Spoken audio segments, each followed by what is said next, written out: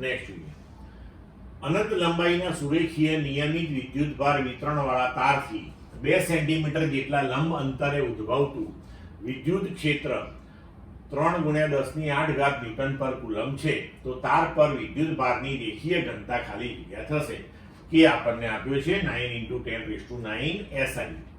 આપણને વિકલ્પ આપ્યા છે A 333 માઇક્રોકુલમ પર મીટર, B 3.33 માઇક્રોકુલમ પર મીટર, C 666 માઇક્રોકુલમ પર મીટર, D 6.66 માઇક્રોકુલમ પર મીટર.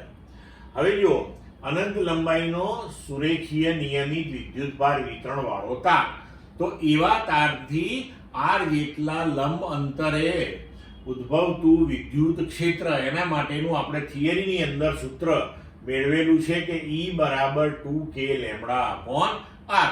તો આ જે સૂત્ર છે એમાં આપણે વિદ્યુતભારની રેખીય ઘનતા એટલે કે લેમ્બડા શોધવાની છે. E આપ્યું છે, k આપ્યો છે, r આપ્યો છે. સરળ થઈ ગયું. માટે લેમ્બડા = ER/2k. બધાની કિંમતો મૂકી દઈએ, ER2k, અને એને સોલ્વ કરીશું તો આપણો આન્સર આવશે લેમ્બડા = 0.333 × 10⁻³ કુલમ પર મીટર. પણ હવે જુઓ અહીંયા તમને ઓપ્શન માઇક્રોકુલમમાં આપ્યા છે, તો હવે 0.333 છે એને તમે 333 × 10⁻³ લખો ને, -3 અને આ -3 થઈને 10⁻6 બનાવ્યું આપણે.